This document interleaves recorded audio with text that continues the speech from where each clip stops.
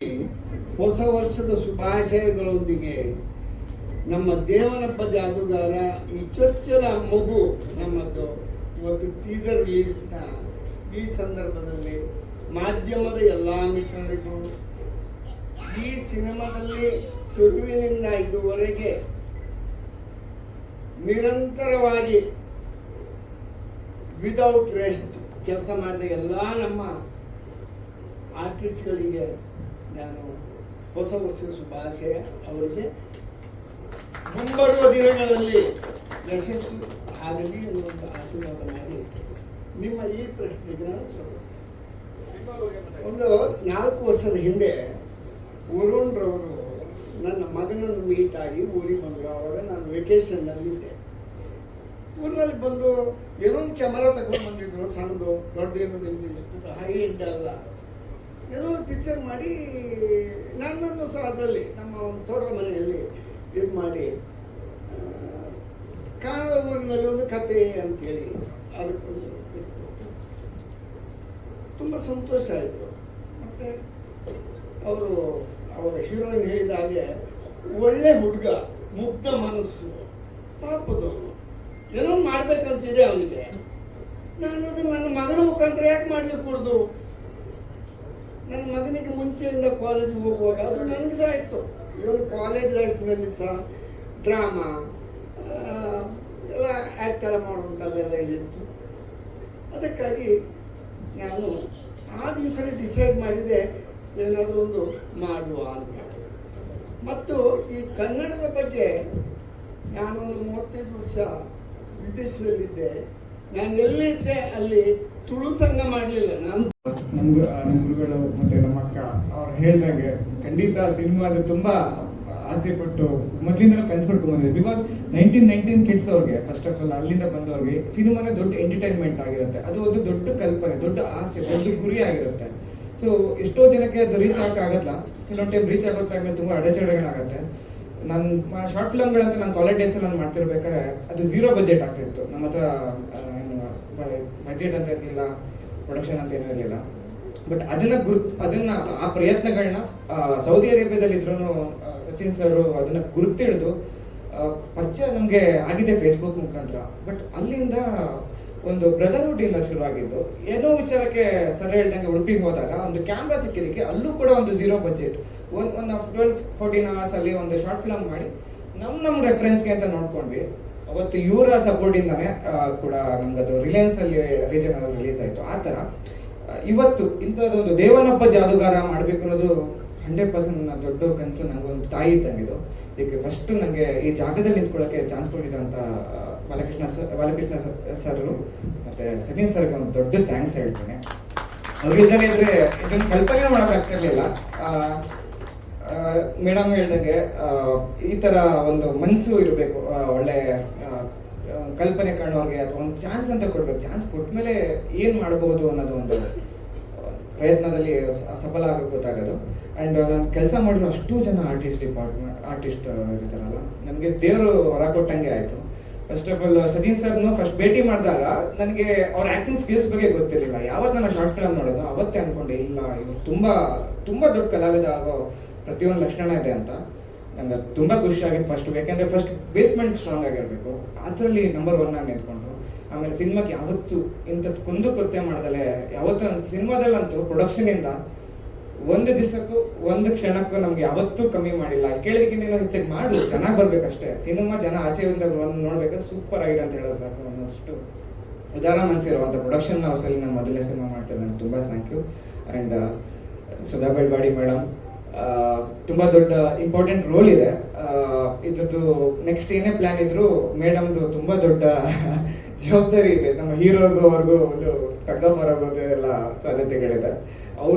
ಅವರು ಅಷ್ಟೇ ಅಂತ ಹಿರಿಯ ಕಲಾವಿದ ಹತ್ರ ಹೋಗಿ ಕೇಳ್ಕೊಂಡಾಗ ಖಂಡಿತ ಮಾಡ್ಕೊಡ್ತೀನಿ, ಒಳ್ಳೆ ಟೀಮ್ ಕಟ್ಟಿದ್ದೀರಾ ಅಂತ ಹೇಳಿ ಸಪೋರ್ಟ್ ಮಾಡಿದ್ರು. And Priya madam just outstanding. ಒಳ್ಳೆ ಇಡೀ ಸಿನಿಮಾದಲ್ಲಿ ಕಾಂಪಿಟೇಷನ್ ಇದೆ 100% ಹೇಳ್ತೀನಿ. ಸಿನಿಮಾ ನೀವು ನೋಡಿದ್ರೆ ನಿಮ್ಗೊಂದು ಅನ್ಸುತ್ತೆ, ಪ್ರತಿಯೊಬ್ಬ ನಟಿ ಕೂಡ ಒಬ್ರಿಗೊಬ್ರು ಕಾಂಪಿಟೇಷನ್ ಕೊಟ್ಟಿದ್ದಾರೆ. ಅದು ಒಬ್ಬ ನಿರ್ದೇಶಕ ನಂಗೆ ಸಿಕ್ಕಿರೋ ಒಂದು ಸ್ಯಾಟಿಸ್ಫ್ಯಾಕ್ಷನ್. ಇದರಲ್ಲಿ ನನ್ನ ಕೆಲಸನ, ನಮ್ಮ ಟೆಕ್ನಿಕಲ್ ಕೆಲಸಗಳನ್ನ ಸ್ಟ್ರಾಂಗ್ ಆಗಿ ಮಾಡೋಕ್ಕೆ ಇಷ್ಟಪಡ್ತೀನಿ. ಬಿಕಾಸ್ ಎಲ್ಲರೂ ಕೊಟ್ಟಿದ್ದಾರೆ. ಆ್ಯಂಡ್ ಮಂಜುನಾಥ್ ಸರ್ ಅಂತ. ನಮ್ಮ ಸಿನಿಮಾದಲ್ಲಿ ಜಗ್ಗಿ ಅಂತ ತುಂಬ ನಾನು ಏನು ಕಲ್ಪನೆ ಕಂಡಿದ್ದು ಅದಕ್ಕಿಂತ ಒಂದು ಹೆಜ್ಜೆಯಿಂದ ಮುಂದೆ ಅವ್ರಿಗೆ ಇದು ಮಾಡಿದ್ದಾರೆ. ಉಗ್ರ ಮಂಜು ಸರ್ ಇಲ್ಲಿ ಇಲ್ಲ, ಹಿರಿಯರು, ಅವ್ರದ್ದು ಅಷ್ಟೇ ಪಾಠ ತುಂಬ ಚೆನ್ನಾಗಿದೆ. ಇದರಲ್ಲಿ ಒಬ್ಬರ ಮೇಲೆ ಅನ್ನೋಕ್ಕಿಂತ ತುಂಬ ಇಷ್ಟು ಜನದ ಮೇಲೆ ಕತೆ ಹೋಗುತ್ತೆ. ಕಾಶಿಪುರ ಅನ್ನೋ ಒಂದು ಊರಿದೆಯಲ್ಲ, ಅದರಲ್ಲಿ ನಡೆಯುವಂಥ ಒಂದು ಇನ್ಸಿಡೆಂಟ್ ಇದು. Kashipura is A pure fiction. ಅದರಲ್ಲಿ ದೇವನೊಬ್ಬ ಜಾದುಗಾರ ಯಾಕೆ ಅಂತಂದರೆ, ಪ್ರತಿಯೊಬ್ಬನ ಲೈಫಲ್ಲೂ ಒಂದು ಆಸೆ ಇರುತ್ತೆ, ಒಂದು ಗುರಿ ಇರುತ್ತೆ. ನಾನು ನಾಳೆ ಹಿಂಗಿರಬೇಕು, 10 ವರ್ಷ ಬಿಟ್ಟರೆ ಹಂಗೆ ಇರಬೇಕು ಅನ್ನೋ ಒಂದು ಪ್ಲ್ಯಾನ್ ಮಾಡ್ತಾರೆ. ಬಟ್ ಅದು ಕೆಲವೊಂದು ಟೈಮ್ ಸಕ್ಸಸ್ ಆಗುತ್ತೆ, ಕೆಲವೊಂದು ಟೈಮ್ ಸಕ್ಸಸ್ ಆಗಲ್ಲ. ಸಕ್ಸಸ್ ಆದವ್ರು ಹಂಗೆ ಇರ್ತಾರೆ ಅಂತಲ್ಲ, ಸಕ್ಸಸ್ ಆಗ್ತಲೇ ಇರೋರು ಕೆಳಗಡೆ ಇರ್ತಾರೆ ಅಂತಲ್ಲ, ಏನೋ ಒಂದು ಚೇಂಜ್ ಆಗುತ್ತೆ. ದೇವ್ರಿದ್ದಾನೆ, ದೇವ್ರದೇ ಅಂತ ಒಂದು ಪ್ಲ್ಯಾನ್ ಇರುತ್ತೆ. ನೀವು ಏನಾದ್ರು ಪ್ಲ್ಯಾನ್ ಮಾಡ್ಕೊಳ್ಳಿ, ಪಾಸಿಟಿವ್ ಆಗಲಿ ನೆಗೆಟಿವ್ ಆಗಲಿ, ನಾಳೆ ದೇವರದೇ ಆದಂಥ ಒಂದು ಸ್ಕ್ರಿಪ್ಟ್ ಇರುತ್ತೆ, ಅವ್ನು ಅದನ್ನು ಎಕ್ಸಿಕ್ಯೂಟ್ ಮಾಡೇ ಮಾಡ್ತಾನೆ. ಅದು ಅವರವರ ಕರ್ಮ ಫಲಗಳಿಗೆ ತಕ್ಕನಾಗಿರುತ್ತೆ. ಅದಕ್ಕೆ ದೇವನೊಬ್ಬ ಜಾದುಗಾರ. ಮತ್ತು ಕಥೆಗೂ ಇದಕ್ಕೂ ತುಂಬ ಲಿಂಕ್ ಇದೆ ಅನ್ನೋದು ನನ್ನ ಡೈರೆಕ್ಟ್ ಆಗಿ ನನ್ನ ನಂಬಿಕೆ. ಎಲ್ಲರಿಗೂ ಥ್ಯಾಂಕ್ಸ್ ಹೇಳಕ್ಕೆ ಇಷ್ಟಪಡ್ತೀನಿ. Entire technical. ನಮಸ್ಕಾರ ಆ್ಯಂಡ್ ಹ್ಯಾಪಿ ನ್ಯೂ ಇಯರ್. ನಾನು ಹೇಳಕ್ಕೆ ಏನು ಮನಸ್ಪಡ್ತೀನಿ ಅಂತಂದರೆ, ಬರುಣು ನನಗೆ ಅರೌಂಡ್ 15 ವರ್ಷದಿಂದ ಪರಿಚಯ. ಆ್ಯಸ್ ವಿ ಟೋಲ್ಡ್, ಫೇಸ್ಬುಕ್ಕಲ್ಲಿ ನಾವು ಮೀಟ್ ಆಗಿರೋದು. ಚಿಕ್ಕ ಹುಡುಗ ನಾನು ಆ್ಯಕ್ಚುಲಿ ಕನ್ಸ್ಕೊಂಡಿದ್ದು I want to be an actor. ಕಾರಣಾಂತರ ಆಪರ್ಚುನಿಟಿ ಸಿಕ್ಕಿಲ್ಲ, ಸೊ ಆ ಥರ ಇತ್ತು. ಆವಾಗ ನಾನು ಓಕೆ, ಈ ಹುಡುಗನಾದರೂ ಬೆಳೀಲಿ ಅಂತ ಅನ್ನೋದಕ್ಕೆ I started giving him background support. ಯಾವಾಗ ಊರಿಗೆ ಬಂದು when we did the short film, ಆವಾಗಲೂ as I told I realise I can act even now. So ನಾನು ಅದನ್ನು ಡಿಸ್ಕಸ್ ಮಾಡಿದೆ and he had a beautiful story actually. ಇದನ್ನು as ಎಲ್ಲರೂ ಹೇಳಿದಂಗೆ ಮುಗ್ಧ ಅಂತ ಅಂತಿರಲ್ಲ, ಅವನು ಆ ಸ್ಟೋರಿನ ಆ್ಯಕ್ಚುಲಿ ಬರೆದಿರೋದೇ ನನ್ನ ಪರ್ಸ್ನಾಲಿಟಿ ನೋಡಿ. ಯಾಕಂದರೆ ನಾನು ಆವಾಗ ಇದ್ದಿದ್ದು ನನ್ನ ಗೆಟಪ್ಪು ಆ ಥರ ಇತ್ತು. So he was happy and he said, ಅಣ್ಣ ರಾ ಲುಕ್ ಇದೆ, ಮಾಡಿಬಿಡೋಣ ಅಂತ. So I said okay. Daddy ಹತ್ರ ಮಾತಾಡಿದೆ, ಡ್ಯಾಡಿನೂ ಒಪ್ಕೊಂಡ್ರು, ಮಾಡೋಣ ಅಂತ ಆಯಿತು. ಆ್ಯಂಡ್ ನಿಜ ಹೇಳ್ಬೇಕಂತಂದರೆ the cast it's like as it told ಕಾಂಪಿಟೇಷನಲ್ಲಿತ್ತು. And for me it is a new movie.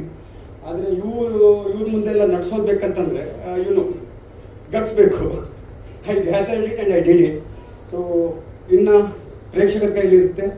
Cinema ಬಂದಾಗ ದಯವಿಟ್ಟು, ಕನ್ನಡ ಸಿನಿಮಾ ಮಾಡಿದ್ದೀವಿ, ತುಂಬ ಕಷ್ಟಪಟ್ಟು ಸಿನಿಮಾ ಮಾಡಿದ್ದೀವಿ, 3 ವರ್ಷ ತಗೊಂಡು. ಸೊ ದಯವಿಟ್ಟು ಸಿನಿಮಾ ಮಂದಿರಕ್ಕೆ ಹೋಗಿ ಸಿನಿಮಾ ನೋಡಿ, ಹೊಸಬ್ರನ್ನ ಹಳಬ್ರನ್ನ ಎಲ್ಲರನ್ನೂ ಪ್ರೋತ್ಸಾಹಿಸಿ ಕನ್ನಡ ಇಂಡಸ್ಟ್ರಿನ ಗೆಲ್ಲಿಸಿ ದಯವಿಟ್ಟು. ಯಾಕಂದರೆ ಇವಾಗ ನಾವು ನೋಡ್ತಿರೋದು ತಮಿಳು, ತೆಲುಗು, ಮಲಯಾಳಂ ಸಿನಿಮಾಗಳು ಕಿತ್ಕೊಂಡು ಹೋಗ್ತಾ ಇದೆ. ಆದರೆ ನಮ್ಮ ಕನ್ನಡ ಸಿನಿಮಾ ಅಂದ ತಕ್ಷಣವೇ ಜನರು ಥಿಯೇಟರಿಗೆ ಬರಲ್ಲ, OTTಗೆ ಬರೋಕ್ಕೆ ಕಾಯ್ತಾ ಇದ್ದಾರೆ. ಸೊ ಈ ಥರ ಇರೋದ್ರಿಂದ ನಮ್ಮ ಇಂಡಸ್ಟ್ರಿ ಎಲ್ಲೋ ಸಾಯ್ತಾ ಇದೆ ಅಂತ ಅನ್ನೋದು ನನಗೆ ಭಯ ಇದೆ ಆ್ಯಕ್ಚುಲಿ. ಸೊ ಅದಕ್ಕೆ ದಯವಿಟ್ಟು ಎಲ್ಲರೂ ಪ್ರೋತ್ಸಾಹಿಸಿ ಕನ್ನಡ ಇಂಡಸ್ಟ್ರಿನ ಬೆಳೆಸಿ ಅಷ್ಟೇ. Thank you very much. ಏನು ಸರ್? ಇಲ್ಲ ಸರ್, ಚಿಕ್ಕ ವಯಸ್ಸಿಂದನೂ ಆ್ಯಕ್ಟಿಂಗ್ ಕ್ರೇಜ್ ತುಂಬ ಇದೆ. ಸ್ಕೂಲ್ ಪ್ಲೇಸ್ ಆಗಲಿ, ಕಾಲೇಜ್ ಪ್ಲೇಸ್ ಆಗಲಿ, ಡ್ಯಾನ್ಸ್ ಆಗಲಿ, ಇದೆಲ್ಲ ಮಾಡ್ತಿದ್ದೆ. And trained fighter also. So ಅದರಿಂದಾಗಿ ಆ್ಯಕ್ಟಿಂಗ್ ಅನ್ನೋದು ಬ್ಲಡ್ಡಲ್ಲಿ ಬಂದಂಗಿದೆ. ಯಾಕಂದರೆ ನಮ್ಮ ಅಪ್ಪಾಜಿನೂ ಅವ್ರ ಕಾಲೇಜ್ ಡೇಸಲ್ಲಿ ಪ್ಲೇಸ್ ಬರೆದು ಡೈರೆಕ್ಟ್ ಮಾಡಿ ಆ್ಯಕ್ಟ್ ಮಾಡ್ತಿದ್ರು. So that has come to me also.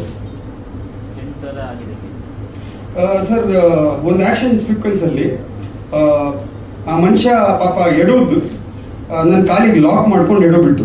So ನನಗೆ 2 ಸರ್ಜರಿ ಆಯಿತು ಅದಾದ ನಂತರ. ಆದರೆ ಸರ್ಜರಿಗೋಸ್ಕರ ನಾನು ಶೂಟಿಂಗ್ ನಿಲ್ಲಿಸಿಲ್ಲ, ಫಸ್ಟ್ ಶೂಟಿಂಗ್ ಕಂಪ್ಲೀಟ್ ಮಾಡಿ ಮುಗೋಣ. ಯಾಕಂದರೆ ಸರ್ಜರಿ ಆದ ನಂತರ ನನಗೆ ಮಿನಿಮಮ್ 3 to 4 months ರಿಕವರ್ ಆಗಬೇಕು. ಸೊ ಇವಾಗ ರಿಕವರ್ ಆಗ್ತಾ ಇದ್ದೀನಿ. ಲಾಸ್ಟ್ ಮಂತ್ 26th ಸರ್ಜರಿ ಆಗಿರೋದು. Thank you sir.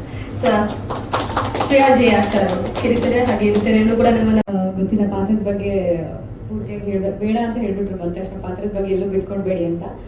ಆದರೆ ಈ ಕತೆ ಒಂದು ವಿಭಿನ್ನವಾದ ಕತೆ ಅಂತ ಅನ್ನಿಸ್ತು ನನಗೆ. ಮೊದಲು ಕತೆ ಹೇಳಿದಾಗಲೇ ಸರ್ಗೆ ನಾನು ಆಶ್ಚರ್ಯವಾಗಿ ನೋಡ್ತಿದ್ದೆ, ಈ ಒಂದು ಪಾತ್ರನ ಅಂತ ಹೇಳಿ. ಯಾಕಂದರೆ ಮುಂಚೆ ನಾನು ಮಾಡಿರೋ ಅಷ್ಟು ಪಾತ್ರಗಳಲ್ಲಿ ಇದು ಒಂದು ವಿಭಿನ್ನತೆ ಹೊಂದಿದೆ ಅಂತ ಹೇಳೋದಕ್ಕೆ ಇಷ್ಟಪಡ್ತೀನಿ. ನನಗೂ ತುಂಬ ಇಷ್ಟ ಆಯಿತು. ನನ್ನ ಕೋ ಆ್ಯಕ್ಟರ್ ಮಂಜು ಸರ್ ಆಗಿರ್ಬೋದು, ಆಮೇಲೆ ಡೈರೆಕ್ಟರ್ ಆಗಿರ್ಬೋದು, ಸಿನಿಮಾಟೋಗ್ರಫರ್ ಆಗಿರ್ಬೋದು ಸಚಿನ್ ಸರ್, ಎಲ್ಲರೂ ತುಂಬ ಕೋಆಪ್ರೇಟಿವ್ ಆಗಿ ಎಲ್ಲರೂ ತುಂಬ ಚೆನ್ನಾಗಿ ವರ್ಕ್ ಮಾಡಿದ್ದೀವಿ. ಎಲ್ಲ ಹಾರ್ಡ್ ವರ್ಕರ್ ಇದ್ದಾರೆ ನಮ್ಮ ಟೀಮಲ್ಲಿ. ಸೊ ಎಲ್ರಿಗೂ ಒಳ್ಳೇದಾಗಬೇಕು, ಸಿನಿಮಾ ಗೆಲ್ಲಬೇಕು. All the very best to team. Thank you.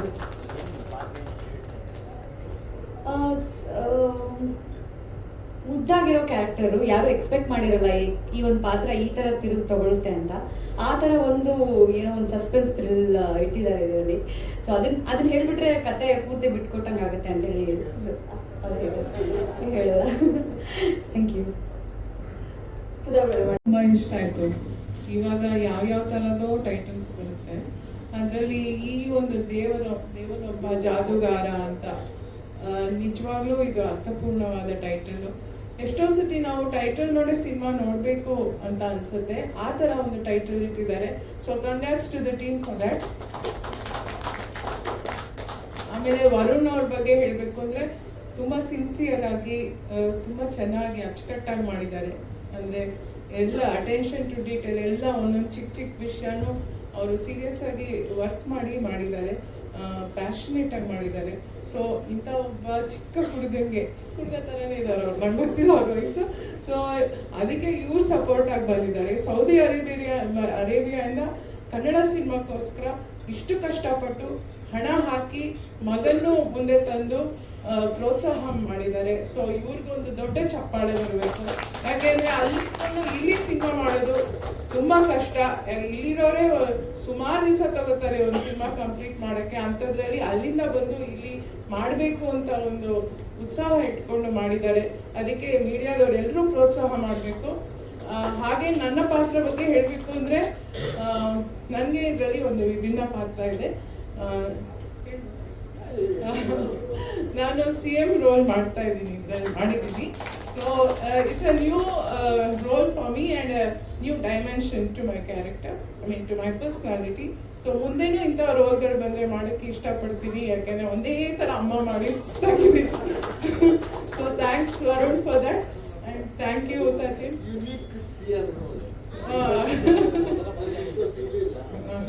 ಆಮೇಲೆ ಟೀಸರು ತುಂಬ ಚೆನ್ನಾಗಿದೆ, ಕುತೂಹಲ ಮೂಡಿಸುತ್ತೆ. ಎಲ್ಲರೂ ಥಿಯೇಟರ್ಗೆ ಬಂದು ಸಿನಿಮಾ ನೋಡಿ ಅಂತ ತಾವು ಎಲ್ಲರಿಗೂ ಪ್ರೋತ್ಸಾಹ ಮಾಡಿ. Thank you. ಕರ್ನಾಟಕದ ಮೊದಲ CM ನೀವೇ, ಮಹಿಳಾ CM ಹಂಗಾಗಿ ಜಾಸ್ತಿ ಅಂತ ಟಗಫರ ಇವಾಗ ಆಗ್ತಿರೋ ಟಗಫರ್ ಅಂತೂ ಇರಲ್ಲ ಆಯ್ತಾ, ಬೇರೆ ತರ ಟಗಫರ್ ಕೊಡ್ತೀನಿ ನಾನು. ಆದ್ರೆ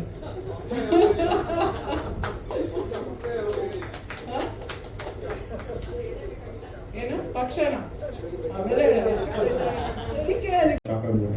ಯಾಕಂದ್ರೆ ಇವನು ನಮ್ಗೆ ಆಲ್ಮೋಸ್ಟ್ ಒಂದು 10 years ಪರಿಚಯ, ನಮಗೆ ಒರುಜಿಗೆ ಮತ್ತೆ ನಮ್ಮ ಶ್ಯಾಮಣ್ಣ ಅಂತ ಕರೀತಾರೆ ಅವ್ರನ್ನ.